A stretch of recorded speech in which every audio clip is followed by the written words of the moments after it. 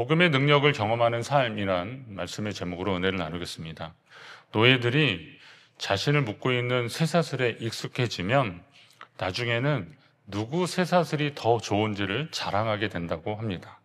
어떤 건지 아시겠죠? 거기 익숙해지고 그러면 내게 더 좋다. 쇠사슬 가지고도 내게 좋다, 누게 좋다 이렇게 자랑한다는 겁니다. 이처럼 하찮은 것이라도 자신을 자랑하고 싶은 것이 사람의 본성인데 여러분은 어떤 것을 자랑하고 싶으십니까? 여러분의 어떤 것을 자랑하고 싶으실까요? 사도 바울은 내게는 우리 주 예수 그리스도의 십자가 외에는 결코 자랑할 것이 없다라고 했습니다. 그런데 왜 우리는 십자가 말고 다른 것을 더 자랑하고 싶어 할까요? 성도가 십자가 외에 다른 것을 자랑한다면 그건 아직 십자가 복음의 진수를 잘 몰라서 그렇습니다. 그래서 저는 오늘 믿음의 기본이 되는 복음에 대한 말씀을 여러분과 나누려고 합니다. 이번 부흥의 주제도 복음으로 살다라고 했기 때문에 저도 오늘 일부 예배는 제가 설교하는 가운데 복음에 관한 말씀을 함께 나누고 싶어서 오늘 말씀 준비했습니다. 복음에 대한 이해와 함께 복음의 능력을 새롭게 경험하는 귀하고 복된 시간 되시기를 간절히 바랍니다. 우선 이 복음을 신약 성경을 기록한 헬라어로는 유앙겔리온이라고 그렇게 합니다. 이건 시험에 나오는 겁니다. 복음, 유앙겔리온 이렇게. 그런데 이 원래 그 접두에 해당하는 유라는 거는 기쁨을 나타내는 그런 말이고요. 앙겔리온은 엔젤이잖아요. 그래서 이게 천사라는 뜻입니다. 그래서 기쁨의 천사. 뭐 그냥 말하면 그렇지만 기쁜 소식을 전하는 천사라는 이게 이제 뜻을 가지고 있습니다. 근데 초대교회는 그리스도께서 이 땅에 오신 그 자체가 하나님의 놀라운 은혜고 가장 큰 기쁨이기 때문에 세상의 일반적인 기쁜 소식, 기쁨과는 좀 구별하려고 유앙겔리온이라고 하는 이 단어를 복음이라고 할 때 이 단어를 헬라어 성경이 계속 사용했던 겁니다. 복음을 영어 성경으로는 이제 굿뉴스 그리고 가스펠 이렇게 말하는데요. 이 하나님이 인간을 구원하기 위해서 어떤 좋은 일을 하기 시작했다는 반가운 소식이다. 또 좋은 소식이다. 기쁜 소식이다. 복음이라는 게 복스러운 소식이잖아요. 그러니까 우리도 이제 번역을 할 때 그렇게 번역을 한 겁니다. 복된 소식이다. 우리를 구원하시는 하나님의 복된 소식이다라는 겁니다. 여러분이 그 복음을 들으셨음에 감사하시기 바랍니다. 복음은 단지 우리의 필요를 채워주셨다는 것을 넘어서 더 본질적인 우리 영혼을 살리신 하나님의 은혜요 능력입니다. 그 복음의 핵심은 바로 예수 그리스도이십니다. 그래서 바울은 그 예수 그리스도밖에 자랑할 것이 없다라고 그렇게 고백한 겁니다. 복음은 우리를 향한 하나님의 사랑입니다. 여러분이 삶에서 하나님이 주신 은혜와 복을 누리기 위해서는 복음을 알고 복음으로 살아야 되는 겁니다. 사도 바울은 로마의 성도들에게 자신이 복음의 빚진 자로서 복음 전하기를 원한다고 한 것입니다. 복음의 빚진 자라고 한 것은 복음을 통해서 하나님의 자녀되었고, 그런데 그 하나님의 자녀된 것이 귀하고 감사한데 이 복음을 전할 책임이 자신에게 있는데 아직도 복음을 듣지 못한 사람들이 많기 때문에 그래서 복음의 빚진 자다라고 그렇게 자신을 표현하고 있습니다.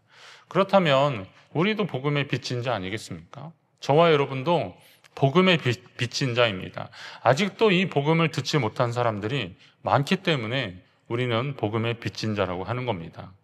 복음으로 구원받은 하나님의 자녀 되었다면 그 감사와 감격을 복음 전하는 것으로 표현해야 하는 겁니다. 하지만 어떤 사람들은 그 복음을 전하기는커녕 복음에 빚졌다는 말도 아직 이해하지 못하고 있습니다. 그것은 그가 아직도 복음의 진수를 경험하지 않아서 그렇습니다. 자신에게 복음이 얼마나 절박한 것인지를 깨닫지 못해서 그런 겁니다. 내가 가지고 있는 것이 얼마나 소중한지를 잘 몰라서 그런 것입니다. 만약에 이 컵이 뭐 한 1, 2만 원이라고 한다면 그냥 물 마시는데 사용할 겁니다. 그런데 이 컵이 만약에 뭐 한 1억짜리라고 한번 생각을 해보세요. 한 1, 2억짜리라고 생각하면 이 강대성이 올라올 수 있을까요? 이거 뭐 깨트릴 수도 있습니다. 이거 뭐 닦다가 깨트릴 수도 있고 막 그랬는데 이게 만약에 매독자리라면 이렇게 있지 않고 아마 뭐 사람들한테 잘 보이는 데 있거나 아니면 우리 집에 그런 귀한 것이 있다라고 막 자랑을 할 겁니다. 이런 것처럼 그게 얼마나 귀한지를, 그 얘기 있군요.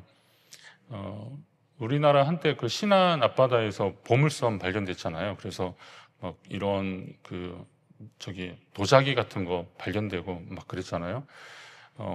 그 신안 쪽에서 올라온 신학교 때 이제 대학교 1학년 때 신안 쪽에서 올라온 친구 하나 있어서 너희 동네에 그런 진짜 보물섬이 발견됐냐 그랬더니 그게 뭐 그 고려 청자 막 이런 것들이 발견된 건데 누가 이제 우연히 그 어부가 그렇게 해서 그 일대가 이제 그래가지고 막 이제 보호 지역이 된 거예요. 그래서 막 탐사하고 막 그러는데 알고 보니까 뭐 그 개 밥그릇까지 다 조사했다고 그러더라고요.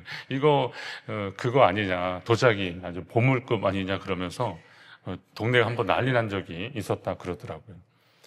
그러니까 그냥 생각 없이 보면은 그저 그런 건데 이게 정말 귀한 것이다라고 생각하면 그건 잘 보관하고 또 더 잘 자랑하고 싶고 더 자랑하고 싶고 하는 것이 우리의 마음일 것입니다.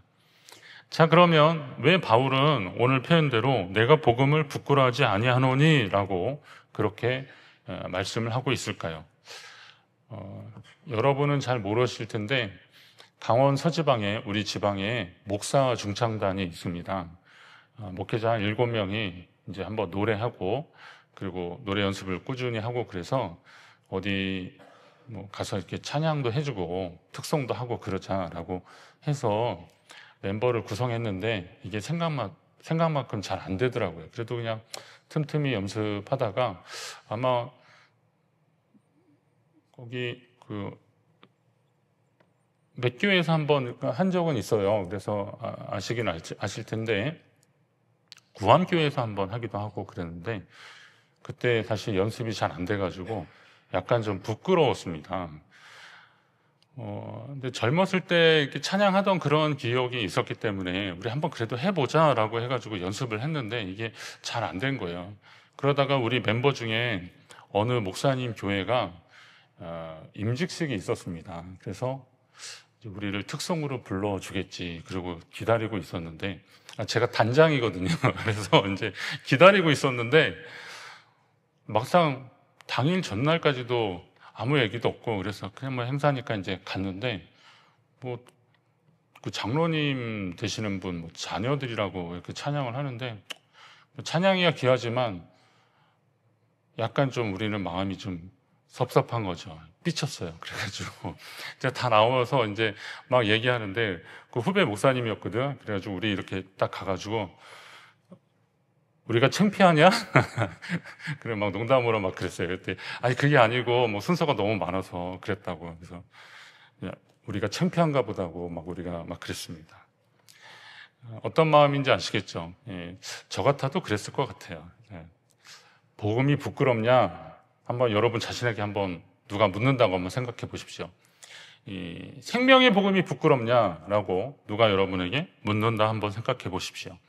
바울은 그래서 이 복음을 부끄러워하지 아니한다라고 했는데 그러면 사실 이 복음에 대해서 혹시 그렇게 생각하는 사람들이 있기도 했다는 겁니다. 그럼 왜 그러냐면 복음이 너무 단순해서 그렇습니다. 여러분 복음이 너무 단순하니까 심지어는 사람들이 이거 가지고 정말 될까라고 생각하기 시작한 겁니다. 죄인인 인간이 하나님이 보내주신 예수 그리스도를 믿기만 하면 구원받는다는 거예요. 영생을 약속받는 거예요. 이게 복음의 내용이에요. 우리는 다 죄인인데 우리의 죄를 위해서 예수 그리스도께서 십자가에 달려 돌아가셨다. 누구든지 이 사실을 믿기만 하면 하나님의 자녀 된다. 하나님 우리를 구원해 주신다. 이게 복음이에요. 할렐루야. 그럼 이 복음을 하나님이 우리에게 주셨거든요. 근데 이 복음의 내용이 당시 복잡하고 심오한 헬라의 철학에 익숙했던 사람들에게는 이게 너무 허술하고 너무 단순하고 듣고 나서 그게 다야? 라고 하는 정도까지 되는 겁니다. 바울은 십자가의 도가 멸망하는 자들에게는 미련한 것이요 구원을 받는 우리에게는 하나님의 능력이다 그랬습니다. 십자가의 도는 복음을 말하는 겁니다. 이처럼 너무 쉽고 은혜로운 복음을 어떤 사람들은 미련하다고 할 정도였습니다. 그러나 복음을 믿고 예수 그리스도를 영접해서 사는 성도들에게는 그게 바로 구원의 능력이다라고 말씀하고 있는 겁니다.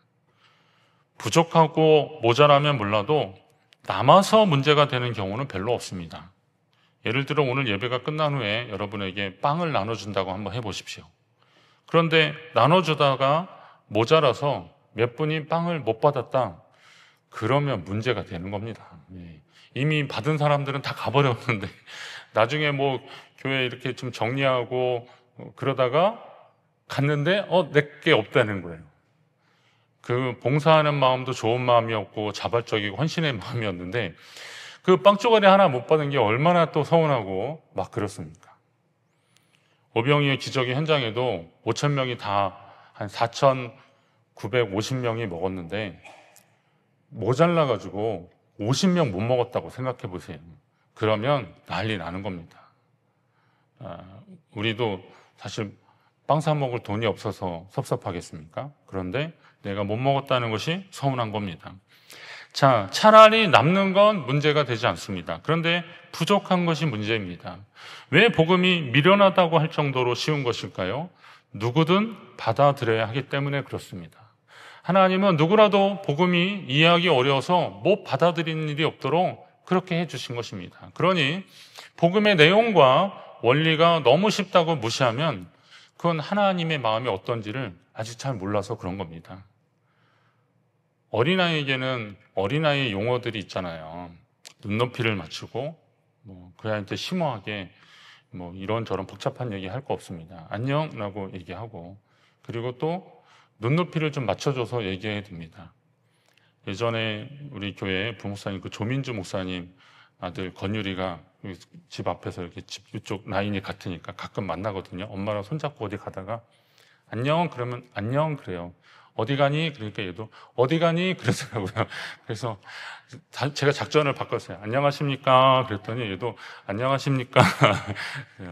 어디 가니? 그랬더니 어디 가니? 그럴 때 어디 가니? 그랬던 애도 어디 뭐 사러 가십니까? 그랬더니 네 그렇게 대답하더라고요. 눈높이가 똑같더라고요 보니까. 그래서 어린아이들한테는 그렇게 해주는 겁니다. 자, 복음의 내용과 원리가 너무 쉽다고 무시하면 그건 하나님이 우리에게 눈높이를 맞춰주신 하나님을 잘 모르는 거다 이거죠. 대부분의 목사들은 어떻게 하면 설교를 짧게 하고 쉽게 하느냐 고민합니다. 제가 요 글자 폰트가 이게 한 11폰트로 하고 줄간격 180 이게 이제 제가 설교 작성하는 그런 기본 방법인데요.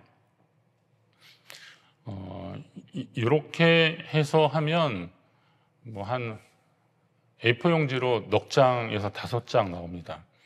근데 제가 전도사 때 설교 보니까요 8장이더라고요. 그리고 글자 크기는 10포인트, 포인트 10이에요. 그러면 이거 만약에 10일이고 180일 이렇게 하잖아요. 그러면 한 11장 정도 될 겁니다. 아마 그 정도 될 것 같거든요. 근데 요즘은 제가 줄이고 또 줄이고 또 줄이고 막 그래요. 그래도 목사님 설교 길다는 소리 나올 수도 있어서.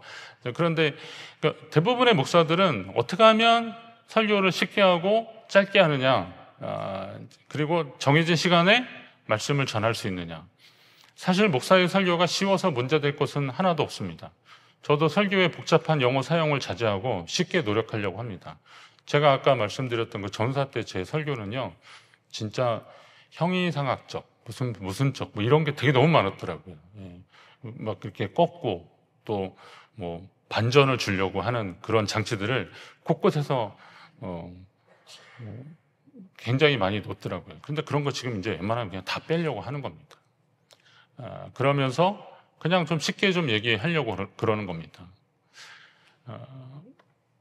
그러나 사람들은 어려우면 뭔가 좀 특별하고 고상하다고 생각하는 그런 성향들이 있습니다. 하지만 바울 사도는 그런 것이 우리를 구원과 진리로 이끌지 못한다는 것을 알았습니다. 그는 당시의 철학이나 여러 가지 학문에 능통한 사람이었지만 빌립보서 3장의 고백에 보면 내 주 그리스도 예수를 아는 지식이 가장 고상한 것이라고 여겼고, 그렇기 때문에 자신은 그것을 위하여 모든 것을 잃어버리고 배설물로 여겼다. 그래서 자기는 그리스도만을 얻기를 원한다. 예수 그리스도의 그 복음만을 얻기를 원한다라고 고백했습니다. 복음의 내용이 쉽다는 것은 복음의 최대 수혜자인 우리에게는 감사한 일입니다. 이 쉬운 복음으로 죄의 문제가 해결되고 하나님의 자녀 되는 것에 여러분 감사하시기 바랍니다. 쉬운 복음이 부끄러운 것이 아니라 그렇게 쉬운 복음을 아직도 제대로 이해하지 못하거나 받아들이지 못하고 망설이거나 또 전하지 못하는 그것을 정말 부끄러워해야 하는 것입니다. 오늘 우리가 교회를 다닌다고 하지만 사실 이게 교회를 기계적으로 왔다 갔다 하는 것은 아니잖아요. 내가 왜 교회를 다니는 겁니까? 예수 그리스도를 통한 하나님의 사랑을 깨달았기 때문에 그렇게 오는 것입니다. 그러면 누가 물어보는 거죠. 당신 어디 가냐? 그랬더니 교회 간다고 그러죠. 주일에 교회 가는 건 당연한 거니까. 교회는 왜 가냐? 예배 드리러 간다는 거예요. 예배는 왜 드리는 거냐? 아니, 주일이니까 예배 드리는 거죠. 그렇게 말해서는 이게 뭔가 좀 부족하잖아요.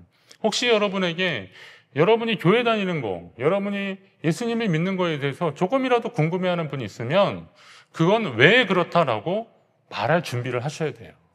그게 복음이거든요. 그 복음을 우리가 이렇게 살아가는데 문제 없는 것 같지만 살면서 여러 가지 문제들이 있지 않냐. 근데 이 문제들은 결국은 우리의 죄 때문에 그런 것이다. 죄가 뭔지도 잘 이해하지 못하잖아요. 근데 알고 보니까 죄는 우리를 지으신 하나님을 몰라보는 게 죄다. 하나님을 믿지 않는 것도 죄다. 근데 우리는 그거 모르고 살았지 않느냐. 그러나 하나님 우리에게 먼저 손을 내밀으셨는데 복잡하게 어떤 것을 잘 지켜야 된다라고 하는 그런 조항으로 우리를 구원하시겠다는 게 아니라 우리를 위해서 생명을 내어주신 예수 그리스도를 영접하면 하나님은 우리를 자녀 삼아주신다고 약속하셨다. 이게 어떤 형태로든 복음을 제시하는 그냥 기본적인 이야기들입니다. 그래서 그 예수님을 믿고 하나님의 사랑을 깨달아서 감사함으로 살아가는 성도들이 다 성도다. 그런 사람들이 다 성도다. 나도 그러고 있다. 그 하나님께 감사해서 오늘 나는 예배하러 간다 라고 이야기한다면 복음에 대해서 이야기하는 거고 내가 왜 예수를 믿는지에 대해서 이야기해 주는 겁니다. 그러나 왜 오늘 우리는 복음의 능력을 경험하지 못하고 있는 겁니까? 왜 우리는 복음을 오해하고 있는 것일까요? 예전에 미국으로 교회 탐방을 다녀온 적이 있습니다. 시골 지역이나 좀 어려운 교회에서 목회하는 목사님들을 미국의 성도님들이 좀 초청을 해주셨어요. 그래서 각 교단, 이게 초교파적으로 한 40명의 목사님이 미국을 좀 다녀오는 그런 계기가 있었습니다. 평생 미국 처음 가는 거라서 굉장히 설레고, 평생 2번 가봤어요. 그런데 그때 한번 처음 가본 거였는데, 그런데 그 미국이란 나라가 정말 넓고, 정말 우리가 예측 불가능하잖아요.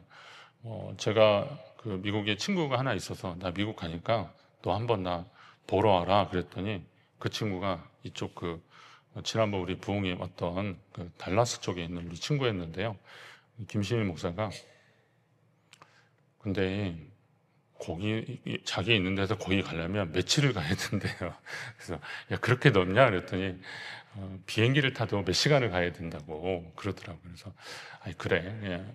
아무튼 이런저런 상황으로 제가 이제 그냥 궁금하기도 하고 그래서 이제 거기를 가게 됐는데 인상 깊게 남은 것은 뭐냐면 캘리포니아 남부의 벌판에 멀리서도 알아볼 정도로 저희가 그냥 어디를 간다는 일정들이 쭉 있으니까 그냥 알아서 가는 거다라고 생각을 했는데 이 버스 차창으로 멀리 끝에서 유리 건물이 이렇게 반짝이더라고요. 이렇게 햇빛에 딱 비춰져서 반짝이는데 저거 뭐지? 그랬더니 옆에서 이제 수근수근 그러는 거죠.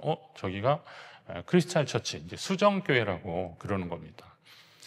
말로만 듣던 수정교회, 크리스찬 처치였습니다. 로버트 슐러 목사님이 1955년도에 그 교회를 개척했는데 이 교회가 굉장히 부흥을 많이 해서 한 70년대 후반부터 한 3, 4년 동안 교회를 건축해서 한 1980년에 교회가 완공이 된 겁니다. 유리로 외관을 다 둘렀는데 한 2만 장의 유리가 이렇게 사용됐다고 합니다. 그리고 제가 거기 본당에 딱 들어가 봤는데 마침 그 시간대가 이 파이프 오르간을 연주하는 시간이었습니다. 하루에 한두 번 하는 것 같은데, 근데 정말 이렇게 천상에서 들리는 소리 같았습니다. 파이프 오르간이 이렇게 계단으로 저쪽 위에 있었는데요. 이 파이프 하고 스피커 연결을 잘 해놔서 딱 들어갔는데, 아, 천국이 있으면 이렇게 찬양하겠구나, 이런 생각이 딱 들 정도로 정말 대단했습니다. 아무 말도 없었습니다. 그냥 음악 찬양 파이프 오르간 연주를 이렇게 감상하느라고 누구도 입을 떼지 않고 그랬습니다. 한 1만 명 이상이 출석했고 자체 방송국이 있어서 한때 시청자가 한 130만 명에 이르렀다고 합니다. 정말 영향력 있는 교회였습니다. 그런데 그 엄청난 수정교회가 부채를 이기지 못해서 결국은 제가 이제 나중 기록으로 보면 그게 가톨릭 교회로 넘어가고 말았습니다. 그래서 지금 거기가 그냥 그리스도 대성당, 가톨릭 교회의 그냥 예배당으로 지금 사용되어지고 있다는 겁니다. 안타까웠어요. 제가 그때 그 감동이 있었기 때문에. 그리고 이런 교회가 왜 그렇게 됐을까? 마치 미국의 한 매체에서 왜 오늘날 교회가 고전을 면치 못하는지에 대한 연구 발표를 했는데 몇 가지들이 있습니다. 우선은 교회를 사람이 아닌 건물로만 여긴다는 겁니다. 제가 이 설교 지난주간에 준비했는데 어제 강사 목사님이 그래도 교회가 성전이 아니라는 사람들 막 그러면서 이제 교회의 소중함에 대해서 막 말씀을 하셔서 저도 이제 다시 좀 생각을 해보게 됐어요. 그런데 맞습니다. 교회는 하나님께 예배하는 하나님의 이름을 두신 거룩한 장소이기 때문에 굉장히 소중한 것은 맞습니다. 그런데 교회가 건물에만 매몰이 되면 큰일 난다는 거죠. 그 엄청난 그 건물의 교회가 부도가 나서 다른 교단도 아니잖아요. 다른 종파로 넘어간 거예요. 그래도 감사하게도 뭐 그나마 다행인 것은 뭐 이슬람이나 불교나 이런 데 넘어가지 않고 가톨릭으로 넘어갔다. 예수님 믿고 하나님 믿는 곳이라고 하지만 그래도 좀 씁쓸하잖아요. 그런 얘기들은. 근데 교회가 사람이 아닌 건물로만 매몰돼서는 안 된다는 겁니다. 교회는 주님의 몸이고 사람이 중심이 되어야 되는 거예요. 우리를 위해서 주님이 이 땅에 오셨기 때문에. 로버트 실러 목사님의 실수가 이 교회를 아들에서 딸로 이어지는 세습의 과정을 시행했다는 겁니다. 넘어갈 그 당시에도 로버트 실러 목사님 그 딸이 그 교회 담임 목사였거든요. 근데 교회가 소유할 수 있는 물건이라면 아버지의 것을 아들에게 물려줄 수 있겠죠. 제 전자기기 중에서 이렇게 카메라 같은 거 있는데 우리 막내 아들이 아빠 이거 나중에 저 주세요 그러더라고요. 그래, 너 이거 다룰 만큼 되면 내가 이거 너 줄게 라고 저는 얘기해 줬습니다. 뭐 하나라도 더 사줘야 될 판인데 그래도 아빠 쓰던 거 달라니까 얼마나 고마워요. 제 지갑이 열리지 않는데. 그래서 그래, 너 쓸만하면 내가 줄게, 그렇게 약속을 해줬습니다. 물건은 그렇게 물려줄 수 있는 겁니다. 그렇게 넘겨줄 수 있는 겁니다. 그러나 교회는 건물이 아닙니다. 교회는 주님의 몸이고 성도 각 사람이 그 지체인데 그 한 지체가 얼마나 소중한 존재들인지를 느끼게 해줘야 되는 겁니다. 그런 의미에서 여러분들이 오늘 이 자리에서 함께 예배하는 것을 감사하시기 바랍니다. 그리고 오늘 혹시 낯선 분들하고 눈을 맞춰 주시고 인사해 주십시오. 우리가 그냥 이 교회 안에 있는 것으로만 만족하지 마시고요. 이 교회 안에 우리가 함께 하나님이 예배하는 형제 자매로 연결되시고 그리고 우리 모두의 교회다라는 것을 느낄 수 있도록 해줘야 되는 겁니다. 전에 목회하던 그 교회에 제가 담임 목사로 가니까 거기서 한 15년 목회했는데요. 15년 목회하니까 이런 현상이 벌어지더라고요. 교회를 건축할 당시에 계셨던 분하고 나중에 교회를 나오신 분들이 계신 거예요. 그러다 보니까 교회를 건축할 당시의 분들은 조금 줄어들겠죠. 돌아가시기도 하고 막 그랬으니까. 근데 나중에 나오신 분들이 조금 더 많아진 상황들이 일어났어요.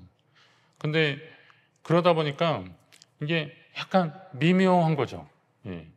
교회를 건축할 당시에 분들이 이제 만약에 교회 이렇게 회중 기도를 하거나 그럴 때는 그 아련하고 그리고 그때 헌신적인 그런 것들을 막 이제 기도를 하는데, 제가 이제 느껴질 때는 저도 교회를 건축한 다음에 간 사람이었기 때문에 그분들은 그때의 그런 기억이나 이런 것들이 굉장히 자부심을 많이 느끼는 거예요. 그런데 그런 기도가 또 위험할 수도 있겠다는 생각이 들었어요. 왜냐하면 나중에 온 성도들은 그런 기도를 들을수록 우리는 그럼 여기에 앉아있을 자격이 없나? 뭐 이럴 정도의 마음이, 이렇게 뭐 대놓고 말하는 건 아니지만 느낌이 좀 약간 분위기가 어색해지는 그런 것을 제가 느꼈기 때문에 그렇습니다. 그러나 여러분, 넓게 생각해 본다면 하나님의 구원의 역사에서 어느 시대에 어떤 분들이 헌신해서 그것을 감당한 것은 정말 귀한 겁니다. 그러나 하나님은 그 시대의 사람들만을 위한 건물을 짓지는 않았다는 거죠.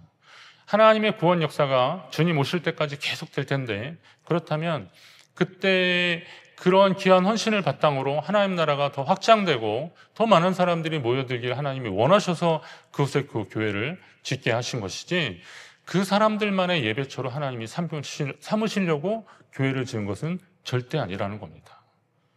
저도 이 춘천중앙교회가 지어진 지 얼마 안 됐을 때 87년도에 제가 여기 와서 이 자리에서 찬양하고 여기 나와서 찬양하고 그랬거든요. 여러분이 저를 기억하시지 않아도 상관없어요. 근데 저는 분명히 이 자리에 와서 식당에서 밥 먹고 수박 먹고 그랬어요. 고마워하고 우리 남궁수명 장로님한테 친구 아버지라고 인사도 하고 막 그랬어요. 예. 근데 제가 지금 이 자리에서 같이 여러분들하고 예배 드리는 것이, 저로서는 그때 기억을 생각해 보면 참 하나님께 감사하고 막 그런 마음들이 정말 있거든요. 예. 그럼 여러분, 교회는 어떤 곳입니까? 어떤 건물이라고 하는 것으로 교회를 이렇게 고착화시켜서 안 되는 것이죠. 이 교회를 통해서 하나님이 하실 일들을 기대하시고, 이 교회를 통해서 우리가 만나게 하시고 예수 그리스도의 복음이 계속 이어지게 하신 것에 우리는 감사해야 되는 겁니다. 미국의 교회들이 고전하는 것이 또 뭐였냐 봤더니 예배가 경직되었다는 거예요. 예배를 견디게 만들었다는 겁니다. 제가 지난 주간에 그 CBS에서 하는 그 설교 세미나를 잠깐 참여했어요. 근데 거기에 그 CBS의 장주희라고 하는 아나운서가 있거든요. 그 올포원 이런 CBS 하여튼 그 간판 아나운서에 한 30년 아나운서 생활을 했더라고요. 근데 이분이 그 들리는 설교? 그래가지고 이제 책을 썼어요. 그래서 왜 그런 책을 썼냐면, CBS니까 기독교 방송국이니까 목사님들이 매주 오셔서 이렇게 예배를 인도해 주셨대요. 초청돼서 왔는데, 자기가 이제 아나운서니까 직업병이 있어가지고 목사님 설교들을 이렇게 메모하는데 내용도 중요하지만 이게 설교하는 어떤 이렇게 소리 막 이런 거, 발음 이런 거를 좀 신경을 쓰면서 한 4년 동안을 메모를 했대요. 근데 이게 좀 아까워서 요거를 좀 잘 정리해서 책을 만들었다는 겁니다. 그래서 그거를 자기가 목사님들 이렇게 스피치 훈련이나 이렇게 설교하는데 좀 도움이 됐으면 해서 그걸 하고 있대요. 그리고 은퇴하면 그 일을 계속 하고 싶다고 그러더라고요. 그래서 정말 목사님들이 설교학적으로 이렇게 접근하는 그런 거는 저도 뭐 많이 들었기 때문에 그랬는데, 그런 시도들은 굉장히 참신하더라고요. 그래서 저도 유심히 잘 들어서 질문할 때 대답을 잘하는 사람들한테 자기가 그 쓴 책을 이렇게 선물로 줬는데, 제가 선물을 하나 받아왔어요. 저도 대답을 잘해서 받아왔는데, 거기 그 장주희 아나운서가 말한 것 중에 하나가 그거더라고요. 목사님들이 이 발음이나 사투리나 이런 것 때문에 좀 신경을 많이 쓰시는데, 그것도 노력을 해야 되는 것은 분명히 맞지만 설교할 때 정말 이렇게 좀 신경을 쓰셔야 되는 게 있는데, 설교는 뭐냐면 차를 타고 갈 때 옆에 조수석에 앉은 사람이 운전자한테 말하는 것처럼 좀 해달라는 거예요. 어떤 내용인지 분위기 이해되세요? 내가 이제 이렇게 운전을 하고 가는데 옆자리에 앉아가지고 혼자 그냥 궁시렁궁시렁 하는 거 말고, 뭐 여보 아니면 아무개씨 막 그러면서 이렇게 들리도록 한번 옆에서 이야기하듯이 한번 이야기를 해주라는 거예요. 근데 저도 그게 꽤 오래전에 제가 들었던, 제가 설교에 대해서 나는 설교를 이렇게 대중적으로 막 외치면서 하는 설교보다는 이야기하듯이 하는 설교를 좀 해야겠다라고 제가 꽤 오래전에 한번 다짐하고 계속 제 설교 패턴도 계속 그랬거든요. 근데 제가 듣던 중 좀 반가웠어요. 왜냐하면 설교는 말이기 때문에 옆에서 누가 이야기하듯이 하라는 겁니다. 그러니까 그런 들리는 설교를 좀 해주라는 거예요. 예배가 하나님 앞에 드리는 거룩한 이게 제사이기도 하지만 그러나 하나님의 말씀을 듣는 시간이기도 하기 때문에 이 말씀을 듣는데 너무 딱딱하게 그냥 꼼짝없이 들어서는 안 되는 것이다 이거죠. 예배가 축제가 좀 되도록 하라는 겁니다. 찬양 예배 때 박수도 치고 음악을 가지고 하나님 앞에 막 높여드리고 우리가 할 수 있는 모든 것을 동원해서 하나님을 예배하는 그런 곳이 되어야 한다는 겁니다. 실제로 그런 교회들이 사람들이 모이기 시작하더라고요. 제가 그 유럽의 교회들 좀 이렇게 가봤더니 유럽의 교회들은 대부분 개신교도 있고 가톨릭 교회들도 있는데 정말 너무 엄숙해서요. 뭐 하나 이렇게 떨어뜨리면 너무 미안할 정도의 그런 것들이 있어요. 제가 한번 참여 한번 한 적이 있었거든요. 그리고 거기는 딱 정해진 시간에 딱 들어가면 늦게 들어가면 못 들어가요. 그냥 문이 탁 닫혀버려요. 그래서 제가 그랬어요. 나 여기서 내가 아시아 먼 데서 왔는데 나 여기 너무 궁금해서 한다. 딱 한 1분만 보고 오겠다 그랬는데도 안 된대. 그냥 딱 문을 닫아버리더라고요. 그러면 좀 이렇게 제가 생각했던 거 약간 거절감 그리고 자기들만의 예배 뭐 이런 게 생각이 나니까 다음에는 가더라도 그 교회 말고 좀 다른 교회 가고 싶은 생각이 들더라고요. 그리고 또 교회가 어려움을 당하는 것 중에 하나가 기도를 너무 형식적으로 의례적으로 한다는 겁니다. 어제 목사님 기도에 관한 말씀하시면서 굉장히 실제적인 얘기 하셨는데요. 기도는 거룩하고 자비하고 위대하시며 뭐 이런 앞에 수사 요구를 많이 넣는 기도는 뭐 회중 기도할 때는 뭐 하나님을 표현할 때 이제 그렇게 하기 때문에 가능할 수는 있겠지만 그러나 기도할 때요 우리가 하나님을 너무 그렇게 막 할 것도 없어요. 정말 하나님 앞에 제가 언제 한번 기도와 간구에 대한 말씀을 드렸는데 기도는 그냥 일반적으로 하나님 앞에 하는 거예요. 근데 간구는 그러한 가운데 특별히 구하는 것들 있잖아요. 그걸 하나님 앞에 구하는데 이거를 막 돌려서 얘기할 것도 없어요. 하나님은 뭐 부자시니 뭐 하나님은 뭐시니 뭐 하나님이 부족한 게 있으시겠습니까? 하나님은 뭐가 이런 거 할 것도 없다는 거예요. 그냥 하나님 제가 이렇게 하다 보니까 이게 참 많이 부족한데 하나님 저한테 그것 좀 채워주시면 안 돼요? 막 그렇게 해보시자는 거예요. 그렇게 하면 하나님이 그 기도를 더 잘 들으시는 거는 뭐 당연하겠지만 그러나 우리가 하나님 앞에 나아가는 방법들이 달라지는 거죠. 하나님 앞에 가기 전에 이렇게 막 이것저것 장치를 막 해놓는 것보다도 기도하러 하나님 앞에 나아갈 때 하나님을 만나고 그리고 하나님 앞에 우리 진심을 내어놓는 그런 기도 이거 정말 필요하다는 겁니다. 그리고 선교, 전도 이걸 구분하는 것이 좀 옳지 않다는 겁니다. 저도 예전에 이런 생각했거든요. 선교는 좀 문화권이 다른 거, 전도는 내 옆에 있는 사람들 그렇게 했는데 전체적으로 보면 하나님의 선교죠. 그래서 이 복음이 전해지는 일들을 위해서 하라는 것인데 그 문화권이 다른 곳에서 가는 것뿐만 아니라 오늘 내 삶의 자리에서도 예수 잘 믿는 거 이게 복음 전하는 일들이 되는 겁니다. 제가 트르키예 지역 갔는데 제가 한류 때문에 그런지 한류 열풍 때문에 그런지 제가 한국 사람인 걸 알아보고요. 그 트르키예 청년이 저보고 안녕하세요 그러더라고요. 그래서 우리말이 들리는데 그 현지인이 저한테 안녕하세요 그러니까 제가 너무 반가워서 안녕하세요. 그래서 제가 이제 안녕하세요 한국말로 인사했어요. 뭐 그쪽 말이 아니라 그랬더니 자기가 한국말로 안녕하세요 그랬는데 자기의 말을 알아듣고 자기한테 다시 안녕하세요라고 한국 사람이 제가 인사해 줬다는 것 때문에 너무 좋아가지고 저하고 사진도 찍자 그러고 막 그러더라고요. 그때 느꼈어요. 대한민국이 제가 살고 있는 이 지역에서 잘 살아도 이것이 좋은 소문이 퍼져나가면 지구 저쪽 끝에 있는 그 나라 사람들도 이거 듣는 시대가 지금 왔다 이거죠.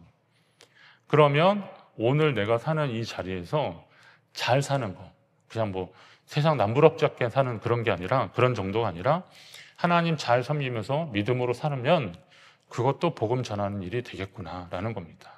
그리고 우리 주변에 있는 사람들에게도 아까 말씀드렸던 그런 전하는 일들도 해야 되는 것이죠.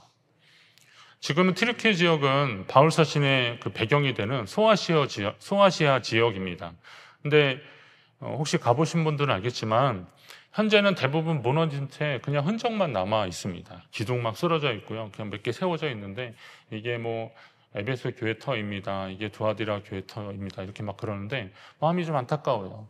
그 당시에 그 왕성했던 성도들, 그 믿음의 전통들 다 어디 갔을까?